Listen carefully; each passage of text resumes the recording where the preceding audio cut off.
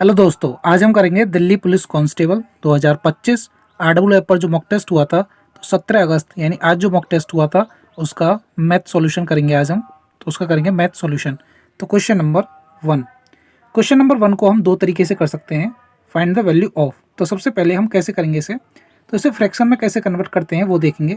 सबसे पहले हम पूरी संख्या लिखेंगे 9 4 6 7, फिर माइनस करेंगे जिसके ऊपर बार नहीं है, यानी 9 4 6 के ऊपर बार नहीं है तो 9 4 6 को माइनस करेंगे अपॉन। अब जिसके ऊपर बार होता है, जितनी संख्याओं के ऊपर बार होता है उतनी बार 9 लिखते हैं, यानी एक संख्या के ऊपर बार है तो एक बार 9। अब पॉइंट के बाद फिर देखेंगे, पॉइंट के बाद जितनी संख्या के ऊपर बार नहीं होता तो उसके लिए इतनी जीरो लिखते हैं, यानी यहाँ 4 और 6 दो संख्या के ऊपर बार नहीं है तो दो बार हम लिखेंगे जीरो। फिर माइनस का सिंबल तो माइनस, फिर पूरी संख्या लिखेंगे 2 4 6 7, फिर माइनस जिसके ऊपर बार नहीं है उसे माइनस करेंगे, यानी 2 4 6 को माइनस करेंगे 2 4 6 अपॉन। अब पॉइंट के बाद कितनी संख्या के ऊपर बार है, एक संख्या के ऊपर बार है तो एक बार 9, और कितने ऊपर किसके ऊपर बार नहीं है तो 4 और 6 के ऊपर बार नहीं है तो दो बार जीरो। फिर प्लस का सिंबल तो प्लस, फिर पूरी संख्या लिखेंगे हम 4 4 6 7, फिर माइनस करेंगे जिसके ऊपर बार नहीं है तो 4 4 6 के ऊपर बार नहीं है अपॉन। फिर पॉइंट के बाद देखेंगे, पॉइंट के बाद किसके ऊपर बार है, कितनी संख्या के ऊपर बार है, एक संख्या के ऊपर, तो यहाँ पे एक बार 9। और पॉइंट के बाद कितनी संख्या के ऊपर बार नहीं है, दो संख्या है, वो कौन सी, 4 और 6, तो दो बार जीरो। अब इसे सॉल्व करेंगे तो 9 4 6 7 में से 9 4 6 घटाएंगे तो ये हो जाएगा 1 और ये हो जाएगा 2 5 8 अपॉन 900 माइनस, इसमें से इसे माइनस करेंगे तो ये हो जाएगा 1 2 2 और ये 2, तो ये हो जाएगा 900 प्लस।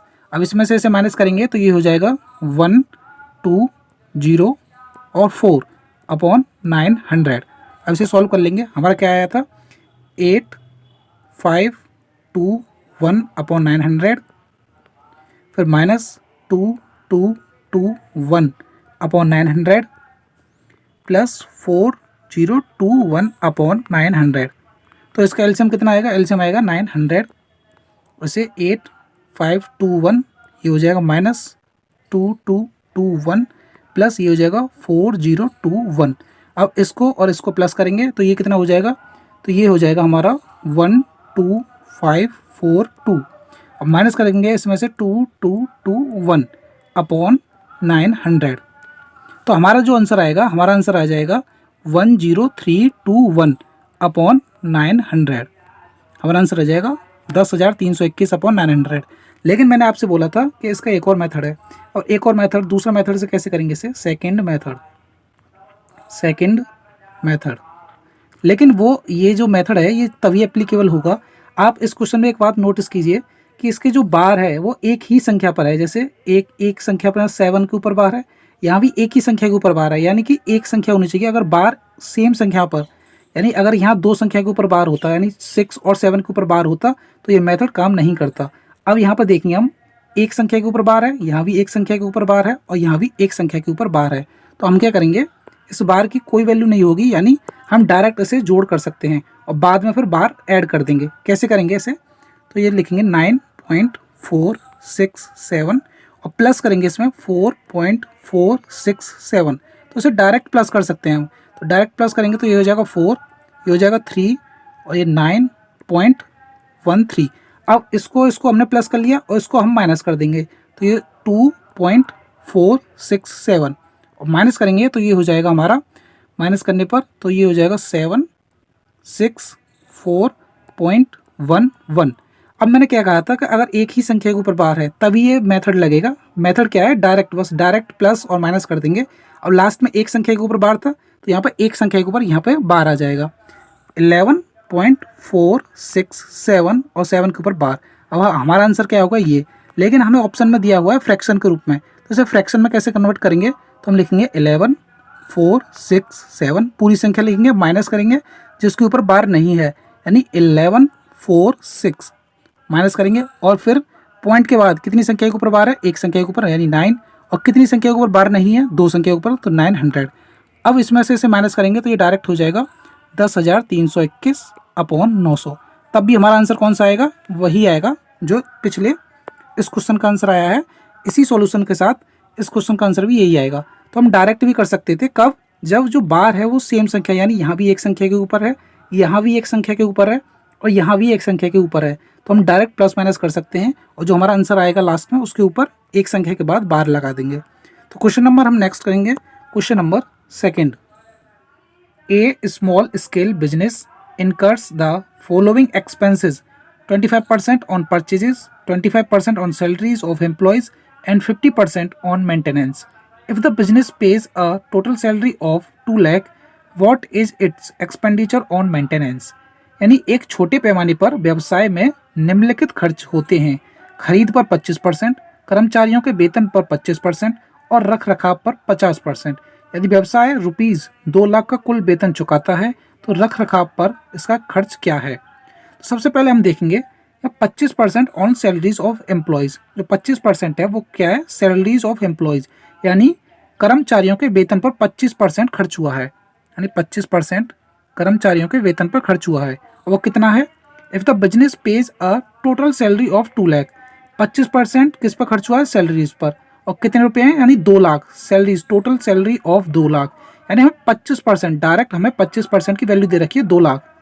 खरीद पर 25% कर्मचारियों के वेतन पर, यानी 25% किस पर खर्च हुआ है, कर्मचारियों के वेतन पर, और 2 लाख का कुल वेतन चुकाता है व्यवसाय, 2 लाख का कुल वेतन, यानी डायरेक्ट हमें 25% की वैल्यू दे रखी है 2 लाख।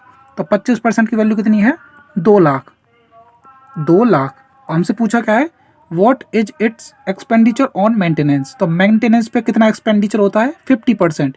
तो 25% की वैल्यू हमें दे रखी है 2 लाख और हमसे पूछिए 50% की वैल्यू क्या होगी।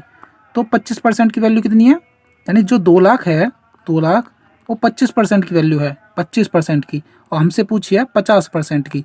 तो डायरेक्ट 25 दूनी 50, तो ये हो जाएगी 4 लाख। कितनी होगी, यानी मेंटेनेंस पे जो खर्चा आएगा वो आएगा 4 लाख का। तो सिंपल क्वेश्चन था। अब क्वेश्चन नंबर नेक्स्ट करेंगे, question number third. How many litres of water must be added to 16 liters of milk containing 10% water to dilute it so that the amount of water in the mixture becomes 20%। यानी 10% पानी युक्त 16 litre दूध को इतना पतला करने के लिए उसमें कितने लीटर पानी मिलाया जाना चाहिए कि मिश्रण में पानी की मात्रा 20% हो। यानी सबसे पहले वाटर कितना था, 10%, पहले कितना वाटर था, 10% वाटर था, उसके बाद उसमें और पानी मिलाया तो अब वो हो गया 20% वाटर। कितना हो गया, 20% वाटर। तो 10% जब वाटर था तो मिल्क और वाटर का अगर हम रेशियो निकालें तो कितना होगा, 90% मिल्क होगा और 10% वाटर होगा। तो रेशियो कितना आया, 9:1, 9:1। उसके बाद क्या होगा, 20% वाटर, तो 20% वाटर यानी 80% मिल्क होगा और 20% वाटर, तो रेशियो क्या आया, रेशियो आया 4:1। तो रेशियो आया सेकंड केस में 4:1।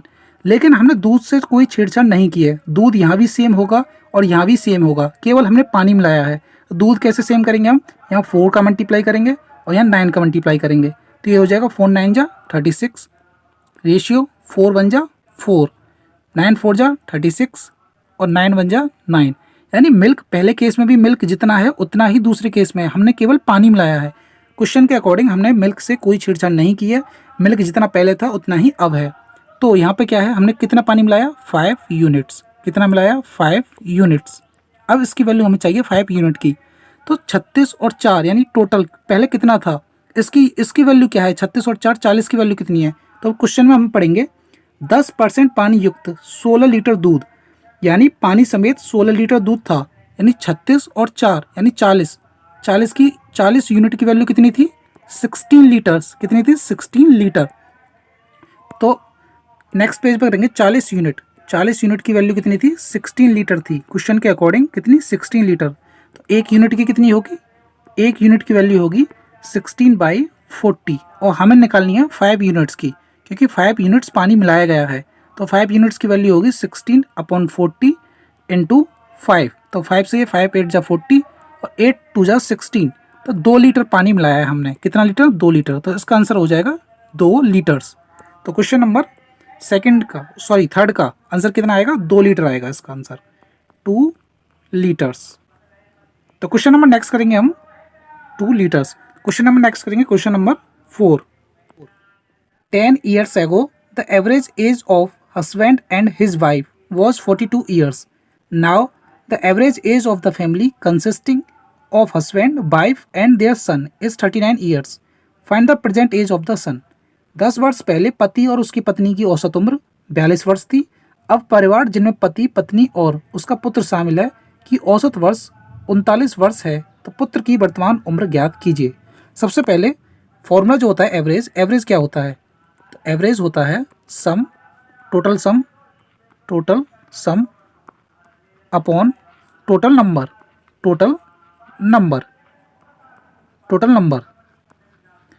अगर हमें सम निकालना हो, जैसे हम सम ऑफ एज निकालेंगे, इस क्वेश्चन में सम ऑफ एज यानी उम्र का जो योग है वो निकालेंगे, तो सम क्या होता है? Average into total number, average into total number, इसका क्रॉस मल्टीप्लिकेशन करेंगे तो टोटल सम आ जाएगा। इसी प्रकार इस क्वेश्चन में अगर हम सम निकालें, sum of age of husband और वाइफ, हस्बैंड प्लस वाइफ का, लेकिन 10 साल पहले का नहीं, 10 साल अब यानी नाउ यानी अभी का, प्रेजेंट एज का, तो क्या होगा? सम क्या होता है? एवरेज कितना था? 42, तो 42 प्लस करेंगे इसमें 10, क्योंकि नाउ यानी अभी की एज निकाल रहे हैं हम, अभी का सम, तो पहले 10 साल पहले का नहीं अभी का, तो 10 ऐड करेंगे इनटू टोटल नंबर्स कितने हैं? हस्बैंड और वाइफ कितने हो गए? 2, तो इनका जो सम आएगा वो आएगा 52 इंटू 2, तो ये हो जाएगा 104। अब उसके बाद now the average age of family consisting of husband, wife and their son, अगर हम सम निकालें, sum of age of husband plus wife plus उनका बेटा यानी सन, तो उसका एवरेज कितना होगा? उसका सम कितना होगा? तो सम का फॉर्मूला क्या होता है? दोबारा से देखेंगे सम का फॉर्मूला मैंने आपको बताया था, सम ऑफ एज यानी सम ऑफ एज, यहाँ कुछ भी हो सकता है, अब क्वेश्चन में एज की बात हो रही है तो एज, तो एवरेज इनटू टोटल नंबर, तो इसका सम कैसे निकालेंगे हम? एवरेज कितना है? 39 इनटू टोटल नंबर। अब टोटल नंबर कितने हो जाएंगे? हस्बैंड, वाइफ और उनका सन यानी उनका बेटा, तो टोटल नंबर हो जाएंगे 3, तो ये कितना हो गया? ये हो गया 117, ये हो जाएगा 117। तो क्वेश्चन में क्या है? हस्बैंड प्लस वाइफ प्लस उनके बेटे की उम्र का सम कितना है? 117, और हस्बैंड प्लस वाइफ की उम्र का सम कितना है? 104। तो अगर हम इसमें से माइनस करेंगे तो हस्बैंड से हस्बैंड, वाइफ से वाइफ, यानी जो सन है उसकी उम्र कितनी आ जाएगी? उसकी उम्र आ जाएगी 13 वर्ष यानी 13 साल, 13 ईयर्स। तो सन यानी उसके बेटे की उम्र आएगी 13 साल, तो इस क्वेश्चन का आंसर हो जाएगा कितना? 13 ईयर्स। तो क्वेश्चन नंबर 4 का आंसर 13 साल यानी 13 ईयर्स। तो क्वेश्चन नंबर नेक्स्ट करेंगे हम, question number 5। 2 cars start from the same house at an interval of 10 minutes at a speed of 20 km per hour. With what speed does a woman come towards the house in the opposite direction if she gets the car at an interval of 8 minutes? 2 कारें एक ही घर से 10 minute के अंतराल पर 20 kilometre प्रति घंटा की चाल से यात्रा प्रारंभ करती हैं। कितने गति के साथ एक महिला घर की ओर विपरीत दिशा में आती है यदि 8 मिनट के अंतराल में उसे कारें मिलें? तो सबसे पहले यहाँ पे एक घर है, यहाँ से 2 कार C1 और एक और कार है C2, दोनों C2, और दोनों की स्पीड है 20 किलोमीटर प्रति घंटे यानी 20 किलोमीटर प्रति घंटे। अब ये क्या करती हैं? C1 कार जाती है सबसे पहले, उसके 10 मिनट बाद, 10 मिनट के अंतराल पर यानी 10 मिनट बाद, 10 मिनट्स इंटरवल ऑफ 10 मिनट्स, तो 10 मिनट बाद C2 कार जाती है। तो C1 कार जब चली गई उसके 10 मिनट बाद C2 गई, तो C1 कार ने 10 मिनट में कितनी डिस्टेंस चली? तो C1 कार ने जो डिस्टेंस चली वो स्पीड इनटू टाइम, स्पीड कितनी है C1 की? 20 किलोमीटर प्रति घंटे, इनटू टाइम क्या है? 10, पर ये मिनट में है तो इसे आवर में कन्वर्ट करेंगे, 60 का डिवाइड 20 से 3 टाइम्स, तो C1 की जो डिस्टेंस आई वो कितनी आई? 10/3 किलोमीटर। इससे क्या मतलब हुआ हमारा? C1 और C2 की जो बीच की दूरी आ गई वो आ गई 10/3 किलोमीटर। अब यहाँ पर एक महिला है, यहाँ पर क्या है? एक महिला है, महिला को M से डिनोट करेंगे, अब वो आती है घर की तरफ। यहाँ पर क्या बोला है? Women come towards the house in opposite direction, यानी C1 जिस डायरेक्शन में जा रही है उसके अपोजिट डायरेक्शन में एक महिला आती है, तो उसकी पूछिए स्पीड। क्या पूछिए हमसे? विद वॉट स्पीड, यानी कितने गति के साथ, तो हमसे पूछिए स्पीड। अब स्पीड क्या होती है? Distance upon time. तो उससे क्या होता है? उसे सबसे पहले C1 कार मिलेगी, उसके बाद उसे C2 कार मिलेगी, तो क्वेश्चन में बोला है कि C1 कार जब मिली उसके बाद जो C2 कार मिली वो मिली 8 मिनट के इंटरवल में, यानी कहाँ है 8 मिनट, ये रही। If C gets the car at an interval of 8 minutes, तो C1 कार मिली उसे क्योंकि वो इधर से आ रही थी और C1 कार जो कार है वो इधर से आ रही थी, तो सबसे पहले उसे मिलेगी C1 कार, उसके बाद मिलेगी C2। तो जो C1 के बाद C2 जो मिली वो मिली 8 मिनट के बाद, यानी टाइम कितना है 8 मिनट्स। और C1 और C2 के बीच में डिस्टेंस कितनी थी 10/3 किलोमीटर, तो डिस्टेंस कितनी है 10/3 किलोमीटर।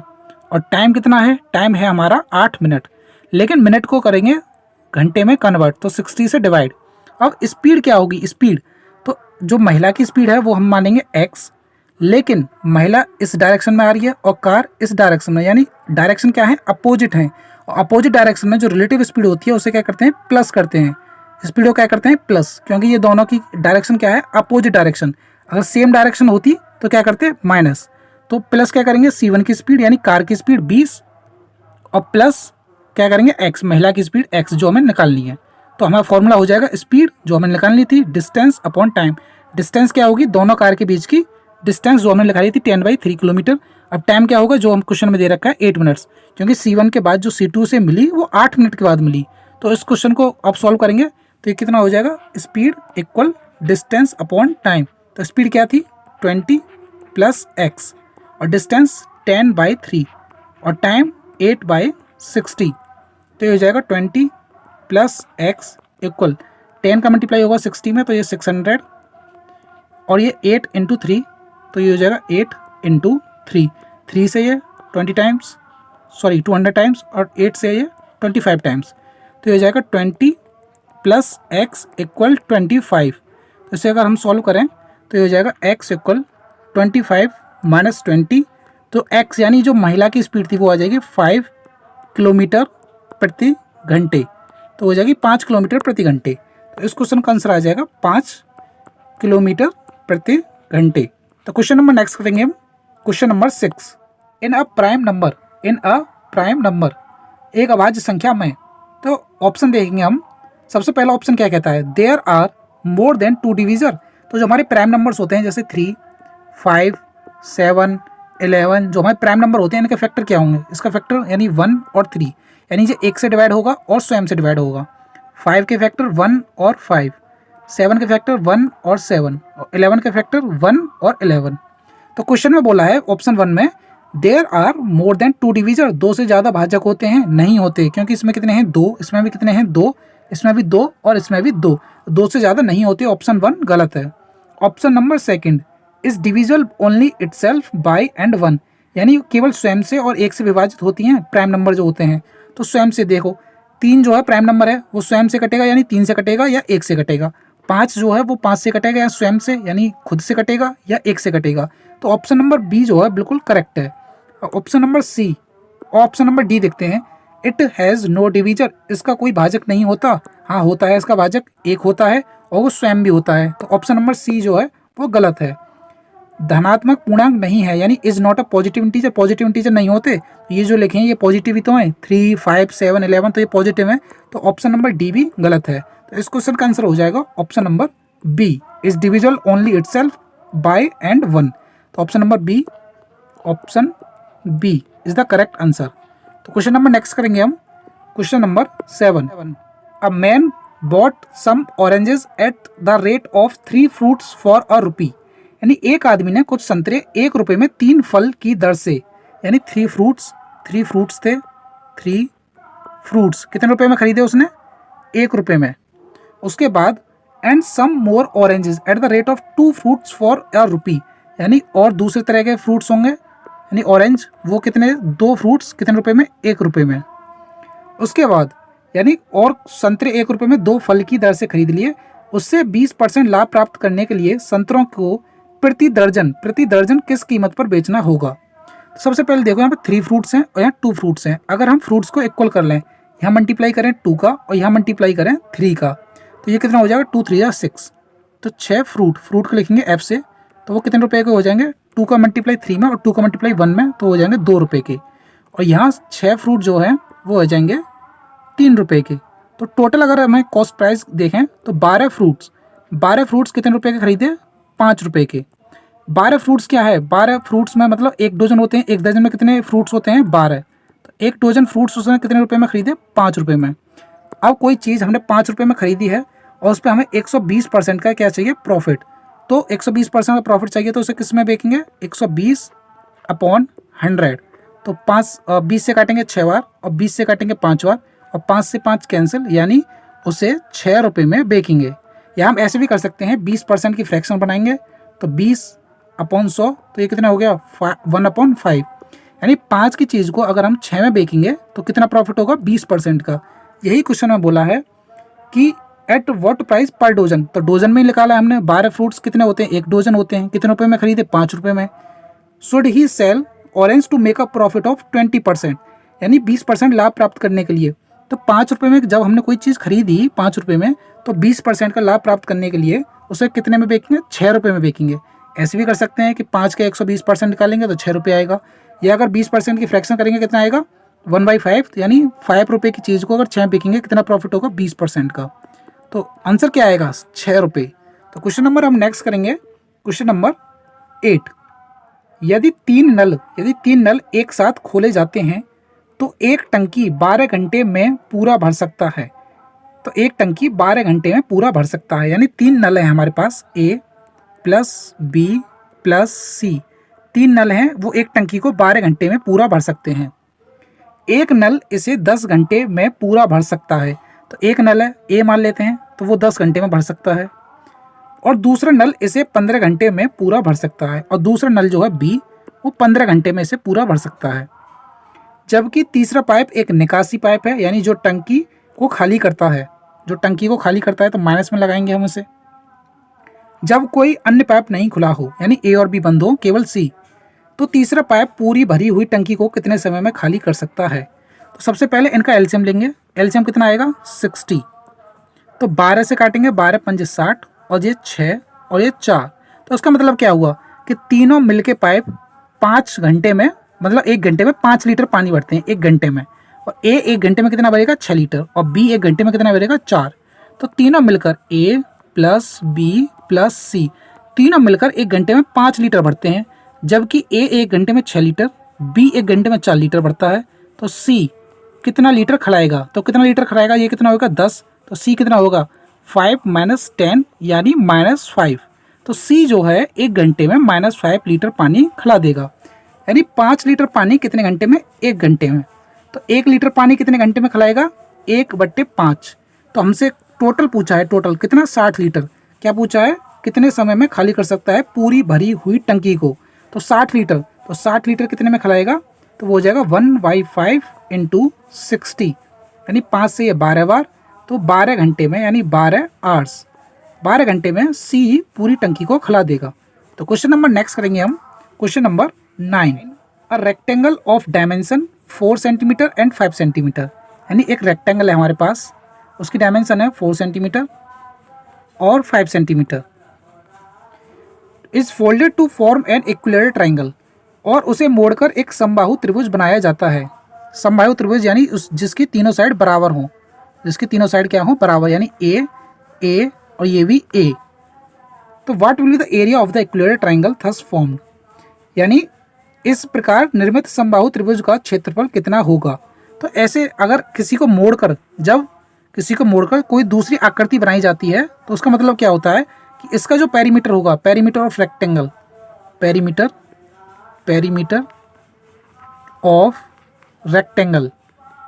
पेरीमीटर ऑफ रेक्टेंगल जो होगा वो इक्वल होगा किसके, पेरीमीटर ऑफ इक्विलेटरल जो बनाया गया है आकृति, इक्विलेटरल ट्राइंगल। तो पेरीमीटर ऑफ रेक्टेंगल क्या होता है, 2L + B, यानी length plus breadth, 2L + B। और पेरीमीटर ऑफ इक्विलेटरल ट्राइंगल क्या होगा, तो ये A कितना हो जाएगा, 3A। तो ये हो जाएगा 5 + 4 9, तो 9 × 2 = 18 हो जाएगा, इक्वल 3A। तो A की वैल्यू क्या आएगी, यहाँ से A की वैल्यू आएगी 6, यानी A की वैल्यू आएगी 6। और उसके बाद हमसे क्या पूछा है, what will the area of the equilateral triangle. तो एरिया क्या होता है, एरिया ऑफ इक्विलेटरल ट्राइंगल। तो एरिया क्या होता है, √3/4 A²। √3/4 और a की वैल्यू कितनी आई है 6, तो 6 का स्क्वायर, तो ये हो जाएगा √3/4 और 6 का स्क्वायर होता है 36 और 4 से ये 4 टाइम्स है 36, तो इसका आंसर हो जाएगा 9√3 सेंटीमीटर स्क्वायर। तो क्वेश्चन नंबर हमारा कौन सा था, ये क्वेश्चन नंबर 9, तो इसका आंसर हो जाएगा 9√3 सेंटीमीटर स्क्वायर। तो क्वेश्चन नंबर नेक्स्ट करेंगे हम, question number 10। The slant height of a right circular cone is 13 centimetre, यानी किसी लंब वृत्तीय शंकु की तिर्यक ऊंचाई 13 सेंटीमीटर है, यानी एल कितना है 13 सेंटीमीटर। उसके बाद and the area of its base is 144 पाई, जो कोन होती है हमारी कोन, उसका जो एरिया होता है बेस, तो बेस क्या होता है, बेस एक सर्कल ही तो होता है, तो सर्कल का जो एरिया है वो कितना होता है पाई आर स्क्वायर, और हमें कितना दे रखा है क्वेश्चन में 144 पाई, तो पाई से पाई कैंसिल, आर स्क्वायर कितना होगा, आर स्क्वायर हो जाएगा 144, तो आर की वैल्यू कितनी होगी, तो 144 का स्क्वायर रूट, तो आर की वैल्यू कितनी हो जाएगी यहाँ से 12। अब हमें एच की वैल्यू और निकालनी है, तो एल स्क्वायर क्या होता है, एल स्क्वायर इक्वल होता है H square plus R square के, तो एल स्क्वायर कितना है, एल कितना है 13, तो 13 का स्क्वायर, एच स्क्वायर यानी हाइट हमें निकालनी है, प्लस आर स्क्वायर कितना आता है 144, तो ये कितना हो जाएगा 169, 13 का स्क्वायर 169, इधर करेंगे तो इसे माइनस में आएगा ये, इक्वल एच स्क्वायर, तो ये हो जाएगा 25 इक्वल एच स्क्वायर, तो जो हमारी हाइट है वो आ जाएगी हमारी 5, हाइट कितनी आएगी 5। अब क्वेश्चन में क्या बोला है कि find the volume of the cone, और वॉल्यूम ऑफ द कोन क्या होता है, वॉल्यूम ऑफ द कोन क्या होता है 1/3 पाई आर स्क्वायर एच, तो आर स्क्वायर की वैल्यू कितनी है 144 और एच अभी हमने निकाला कितना आया 5, एच अभी निकाला था कितना आया था, ये रहा 5, तो बस फॉर्मूला में पुट कर देंगे 1/3 पाई आर स्क्वायर एच, तो 1/3 पाई आर स्क्वायर और एच, तो ये हो जाएगा 1/3 पाई आर स्क्वायर की वैल्यू 144 यानी 144 और एच यानी 5, तो 3 से इसे काटेंगे, 3 4 जा 12 और 3 8 जा 24, तो ये हो जाएगा 5 8 जा 40 और 5 4 जा और ये हो जाएगा 240 पाई, तो इस क्वेश्चन का आंसर हो जाएगा 240 पाई। पाई की वैल्यू हमने 22/7 इसलिए नहीं रखी क्योंकि ऑप्शन में पाई की वैल्यू नहीं रखी गई है, तो इस क्वेश्चन का आंसर हो जाएगा 240 पाई।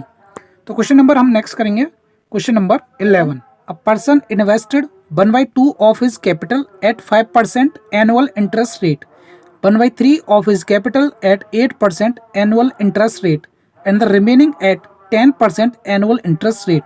The total income from his 3 investment in 1 year is 820. Find his total invested capital. The total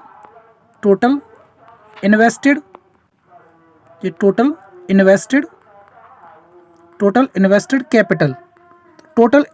capital हम मानेंगे कितनी 6x। अब x भी मान सकते थे लेकिन 6x ही क्यों मानी, क्योंकि जो डिनोमिनेटर में 2 और 3 है ये आसानी से कट जाए 6 से, इसलिए हमने मानी है 6x।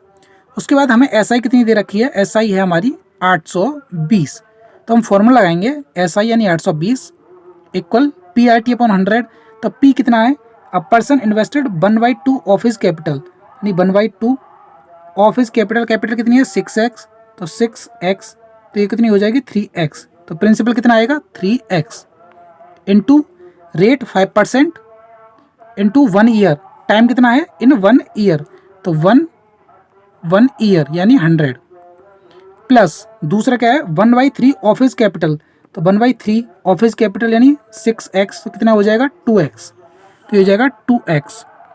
रेट कितना है 8% और टाइम कितना है, टाइम तो सेम है 1 ईयर अपॉन 100 प्लस, अब उसके बाद क्या है एंड द रिमेनिंग कितनी हुई 3x, 2x कितने होगा 5x और टोटल कितनी थी 6x, तो 6x में से माइनस करेंगे 5x कितने बचेंगे x इंटू कितने रिमेनिंग है 10%, तो r 10% और t 1 ईयर अपॉन 100, तो कितना हो जाएगा 820 इक्वल 15x अपॉन 100, इतना हो जाएगा 820 इक्वल 15x अपॉन 100 प्लस दूसरा कितना हो जाएगा, ये हो जाएगा 8 2 16x अपॉन 100, सॉरी एक मिनट 16x अपॉन 100 और तीसरा हो जाएगा 10x अपॉन 100, तो ये हो जाएगा 820 इक्वल, तो ये हो जाएगा 100 एलसीएम तो ये हो जाएगा 41 ये 31 41 एक्स।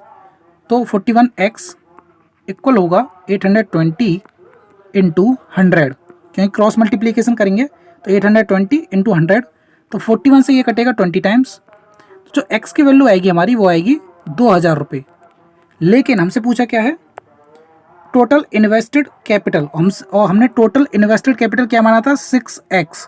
क्या माना था हमने, टोटल इन्वेस्टेड कैपिटल क्या माना था, 6x। तो वो कितना हो जाएगा, 6 और x की वैल्यू कितनी है, 2000। तो 2000, तो ये हो जाएगा 12000। कितना हो जाएगा, 12000। तो इस क्वेश्चन का आंसर हो जाएगा 12000। तो क्वेश्चन नंबर नेक्स्ट करेंगे हम, question number 12। The ratio of number of boys and girls in a school was 5:7। यानी किसी विद्यालय में लड़कों और लड़कियों की संख्या का अनुपात 5:7 है। यानी बॉयज़ और गर्ल्स का जो रेशियो है वो है 5x और हमने मान लिया 7x। उसके बाद during the session 8 more boys got admitted. यानी सत्र के दौरान 8 और लड़कों को दाखिल हो गया, 8 और लड़कों का दाखिला हो जाता है। तो बॉयज़ में यानी बॉयज़ का रेशियो कितना था, 5x। इसमें 8 और लड़के जुड़ गए और लड़कियों के बारे में कुछ नहीं दिया, लड़की उतनी की उतनी ही हैं। After that the new ratio of the number of girls and boys became 1:1।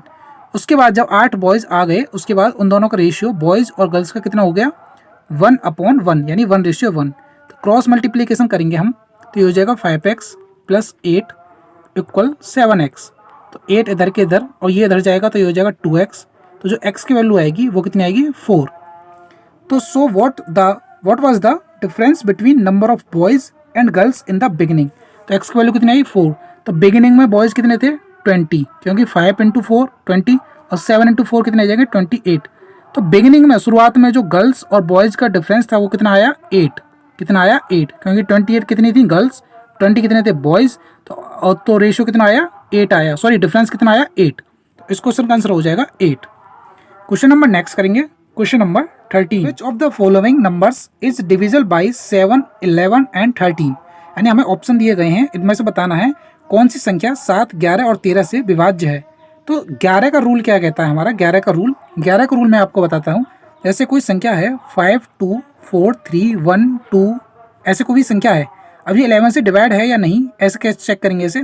तो अल्टरनेट नंबर का सम, जैसे 5, 4 + 1 अल्टरनेट नंबर यानी एक को छोड़कर दूसरा, तो 5 + 4 + 1 इनका सम करेंगे। फिर 2 अल्टरनेट नंबर यानी 2 और 3 और 2 यानी एक को छोड़कर एक, तो 2, 3 + 2 2, 3 + 2। अब इन दोनों का डिफरेंस या तो 0 होना चाहिए या 11 होना चाहिए, या 11 का कोई भी मल्टीपल अगर आता है तो ये संख्या 11 से डिवाइड होगी, अन्यथा ये नहीं होगी। तो अभी हम चेक करेंगे कितना आया इसके, 5, 4, 9 और ये 10 -2 और 3 5 और ये कितना हो जाएगा 2 7। तो ये कितना आया, ये आया 3। अब ये 0 भी नहीं आया और 11 का कोई मल्टीपल नहीं आया, तो ये संख्या 11 से डिवाइड नहीं होगी। जैसे एक संख्या होती है 1 to 1, आपको सबको पता है 11 से डिवाइड है। अगर इसी मेथड से चेक करें तो 1 और 1 को छोड़ के 1, तो ये कितना आया 1 + 1 और 2, तो माइनस करेंगे 2, तो ये कितना आया 2 - 2 कितना आया है 0। तो 0 आ गया यानी ये 11 से डिवाइड होगा, और आपको पता है 11 का स्क्वायर कितना होता है 121। जैसे एक संख्या है 1 3 3 1, अभी 11 से डिवाइड होगी या नहीं, तो अल्टरनेट नंबर यानी 1 + 3 कितना होगा 4, 3 + 1 कितना होगा 4, माइनस करेंगे तो कितना आया 0 आया। या तो 0 आना चाहिए या 11 आना चाहिए या 11 का कोई भी मल्टीपल, तो वो संख्या 11 से डिवाइड होगी। अब यही रूल हम लगाएंगे इस क्वेश्चन में देखेंगे। पहली संख्या क्या है 1 0 0 5 0 0 1, तो 1 + 0 + 0 + 1 कितना आया 2 आया।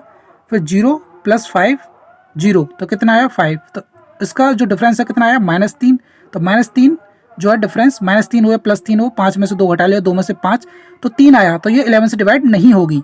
अब ऐसे ही ऑप्शन नंबर सेकंड, तो 1 0 0 3 0 0 1, तो 1 अल्टरनेट नंबर 1 0 + 0 + 1 कितना आया 2, और 0 3 और 0, तो माइनस करेंगे कितना आया 1 आया। इनका डिफरेंस कितना आएगा 1 या -1 या 1, तो ये या तो नहीं 0 आना चाहिए या 11 का कोई मल्टीपल आना चाहिए, यानी ये भी संख्या 11 से डिवाइड नहीं होगी, ये भी संख्या 11 से डिवाइड नहीं होगी। और ऑप्शन नंबर सी और डी, तो ऑप्शन नंबर अगर सी देखें तो कितना है 1 0 0 4 0 0 1, तो अल्टरनेट नंबर 1 प्लस 0 1 ही होगा, प्लस 0 1 ही होगा, प्लस 1 तो कितना आया 2 आया, और 0 प्लस 4 प्लस 0 कितना आया 4 आया। और 2 और 4 का डिफरेंस जो होता है वो पॉजिटिव आता है। अब यहाँ 2 माइनस 4 माइनस 2 लिख सकते हैं वैसे तो, लेकिन ये इसका मतलब क्या होता है 2 और 4 का डिफरेंस वो होगा हमेशा 2 आया। अब ये भी 11 से डिवाइड नहीं होगी संख्या। अब ऑप्शन नंबर डी, तो 1 0 0 2 0 0 1, तो 1 प्लस 0 अल्टरनेट नंबर प्लस 0 और प्लस 1 तो कितना आया 2, और 0 प्लस 2 कितना आया 2, प्लस 0 कितना आया 2, तो 2 माइनस 2 कितना आया 0 आया। मैंने क्या कहता या तो 0 आना चाहिए या 11 का कोई भी मल्टीपल होना चाहिए। तो ये जो संख्या है ऑप्शन नंबर डी ये 11 से डिवाइड होगी। बाकी की जो संख्या है वो जब 11 से ही डिवाइड नहीं होंगी तो 7 और 13 से हम चेक नहीं करेंगे। तो इस क्वेश्चन का आंसर हो जाएगा option number D, option D. तो क्वेश्चन नंबर नेक्स्ट करेंगे हम, question number 14। Ram Naresh buys a bag whose mark price is 400. He buys it for 160 after 2 successive discount. If the second discount is 20%, find the first discount. यानी राम नरेश एक bag खरीदता है जिसका अंकित मूल्य 400 रुपये है। तो 400 रुपये का एक बैग था, वह इसे 2 क्रमागत छूट के बाद 160 रुपये में खरीदता है। 2 क्रमागत छूट मिली उसे, तो पहली छूट कितनी थी हमें नहीं पता, तो 100 माइनस एक्स अपॉन 100, और दूसरी थी 20% की, तो 100 माइनस 20 लिखेंगे यहाँ अपॉन 100। तो 2 क्रमागत छूट के बाद उसे वो जो बैग मिला वो मिला 160 का। तो 0 से 0 0 से 0, तो ये हो जाएगा 4 और 100 माइनस एक्स, और ये हो जाएगा 80 अपॉन 100 इक्वल 160। अब 20 से काटेंगे 4 बार और 20 से काटेंगे से 5 बार, और 4 इंटू 4 ये वाला और 4, तो ये कितना हो जाएगा 16। 100 minus x, 100 minus x equal ये हो जाएगा 5 इधर मल्टीप्लाई में जाएगा तो ये हो जाएगा 160 इंटू 5, तो 60 से ये कटेगा 10 बार, तो ये कितना हो जाएगा 50। तो इसे अगर सॉल्व करें तो ये हो जाएगा 100 माइनस एक्स इक्वल 50। तो एक्स की वैल्यू कितनी आएगी, यहाँ से एक्स की वैल्यू आ जाएगी 50%। तो जो पहली छूट थी यानी जो 2 सक्सेसफुल डिस्काउंट मिले थे, तो जो फर्स्ट डिस्काउंट था वो था 50% का और सेकंड डिस्काउंट 20% का। तो इस क्वेश्चन का आंसर हो जाएगा 50%। अब करेंगे हम आज का लास्ट क्वेश्चन, क्वेश्चन नंबर 15, जो कि सबसे बड़ा ही क्वेश्चन है। तो question number 15, a train P running at a speed of 70 kilometre per our. तो ट्रेन एक पी है, एक है ट्रेन पी जिसकी स्पीड कितनी है 70 किलोमीटर प्रति घंटे। Completely passes another train Q of length 170 metre. तो एक ट्रेन है क्यू जिसे वो ट्रेन पी पास कर देती है यानी क्रॉस कर देती है, जिसकी लेंथ कितनी है 170 मीटर और इसकी स्पीड कितनी है 56 किलोमीटर प्रति घंटे। स्पीड ऑफ 56 किलोमीटर प्रति आवर यानी प्रति घंटे इन द सेम डायरेक्शन में ट्रेन पी वी और train Q V on a parallel tracks in 1 whole 1/2 minutes. यानी 1 होल 1/2 मिनट्स यानी 3/2 मिनट्स में ट्रेन पी क्यू को क्रॉस कर देती है। सेकंड्स में कन्वर्ट करेंगे तो 60 का मल्टीप्लाई, तो ये हो जाएगा हमारा 90 सेकंड्स। अब यहाँ से ट्रेन पी की लंबाई निकालें, अगर हम लंबाई की हमें ज़रूरत पड़ेगी आगे सवाल में, तो टाइम क्या होता है, टाइम होता है डिस्टेंस अपॉन स्पीड। टाइम क्या है 90 सेकंड्स में क्रॉस कर देती है, और डिस्टेंस क्या होगी दोनों ट्रेनों की लंबाई। तो ट्रेन पी की लंबाई कितनी है हमें नहीं पता, तो x प्लस ट्रेन क्यू की लंबाई 170 मीटर। अब जो स्पीड होगी दोनों कैसी डायरेक्शन में है, सेम डायरेक्शन में है, और जब भी सेम डायरेक्शन में आती हैं तो स्पीड क्या होती है माइनस होती है। तो 70 और माइनस 56, 70 और माइनस करेंगे हम 56 तो कितना आएगा 14। लेकिन एक बात याद रखेंगे, जो 14 आएगा वो किलोमीटर प्रति घंटे में आएगा और हमारे टाइम किस में लिया है सेकंड में। तो 14 को हमें मीटर पर सेकंड में बदलेंगे तो 5/18 का मल्टीप्लाई करना होगा, तो ये हो जाएगा 90 इक्वल x प्लस 170 और यहाँ 5/18 का मल्टीप्लाई, 5/18 का मल्टीप्लाई किस में 14 में। उसके बाद 90 इक्वल x प्लस 170 और ये हो जाएगा 14 इंटू 5 और 18 चला जाएगा ऊपर, तो ये हो जाएगा इंटू में 18। तो 18 5 जा 90 और ये हो जाएगा 5 इंटू 14 इंटू 5 कितना हो जाएगा 70 और 70 किस में जाएगा मल्टीप्लाई में, तो ये हो जाएगा 70 इक्वल x प्लस 170। तो हमारा आंसर कितना हो जाएगा 350 माइनस 170 इक्वल x। तो x इक्वल कितना आ जाएगा 180, क्योंकि 350 में से 170 जाएंगे तो कितना आएगा 180। अब ये 180 क्या आया, ये आया ट्रेन P की लंबाई।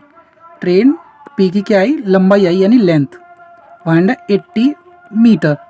अब क्वेश्चन को आगे हम पढ़ेंगे। अगर ट्रेन P की लंबाई 180 मीटर आई है, उसके बाद how much time in seconds will train P take to completely pass train R of length 220 metre running at a speed of 74 kilometre per hour in the opposite direction.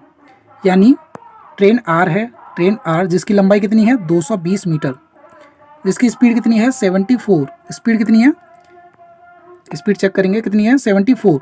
हाँ, तो speed कितनी है 74 kilometre प्रति घंटे। और एक train P है जिसकी लंबाई कितनी है 180 मीटर और जिसकी स्पीड कितनी है, स्पीड कितनी है उसकी ट्रेन P की, क्वेश्चन में ट्रेन P की स्पीड कितनी है 70। तो हमें पूछा क्या है कि how much time will train P take to completely pass train R, यानी R को कितनी देर में P जो है पास कर देगी, उसे क्रॉस कर देगी। तो ट्रेन P की स्पीड कितनी थी 70 किलोमीटर प्रति घंटे। और दोनों क्या है अपोजिट डायरेक्शन में है, दोनों किस डायरेक्शन में है, अपोजिट डायरेक्शन में। क्वेश्चन में क्या बोला है, क्वेश्चन को ध्यान से पढ़ेंगे। How much time will train P take to completely pass train R of length 220 metre running at a speed of 74 kilometre per hour in the opposite direction. Opposite direction में क्या होता है, अभी मैंने बताया सेम डायरेक्शन हो तो minus होता है, और अगर अपोजिट डायरेक्शन में हो तो क्या होता है प्लस होता है। स्पीड का क्या होता है प्लस। तो क्वेश्चन को हम करेंगे, तो हमसे क्या पूछा टाइम इन सेकेंड। टाइम क्या होता है डिस्टेंस अपॉन स्पीड, और डिस्टेंस क्या लेंगे दोनों ट्रेनों की लंबाई, यानी 220 प्लस करेंगे 180, और स्पीड क्या होगी, स्पीड होगी प्लस, यानी 74 प्लस 70, तो 74 प्लस 70। और ये किस में है किलोमीटर प्रति घंटे में, लेकिन हमें टाइम किस में चाहिए सेकंड में। तो 5/18 का मल्टीप्लाई करना होगा। तो मल्टीप्लाई करेंगे, उसके बाद ये कितना आ जाएगा टाइम इक्वल 220 प्लस 180, और जो हमने प्लस किया था 70 प्लस 74, और इसमें 5/18 का मल्टीप्लाई। तो इसे अगर हम प्लस करेंगे तो ये हो जाएगा 0, 8 और 2 10, 2 और 1 3, और ये होगा 400 इंटू ये हो जाएगा 144 इंटू 5/18। तो 18 से ये कटेगा 8 बार, तो ये हो जाएगा टाइम कितना निकालना था हमें 400 अपॉन 8 5 जो 40, तो ये कटेंगे ऐसे, तो ये हो जाएगा 10 सेकेंड। तो इसका आंसर आ जाएगा 10 सेकेंड, 10 सेकेंड में जो P है वो R को क्रॉस कर देगी। तो इस क्वेश्चन का आंसर जो होगा लास्ट वाले का कितना होगा 10 सेकेंड। तो यही है हमारे 15 सवाल। मिलते हैं अगले मॉक टेस्ट के सॉल्यूशन में, और इस सॉल्यूशन की PDF डिस्क्रिप्शन में होगी या फिर कमेंट में मैं पिन कर दूंगा। तो धन्यवाद, मिलते हैं अगले मॉक टेस्ट में।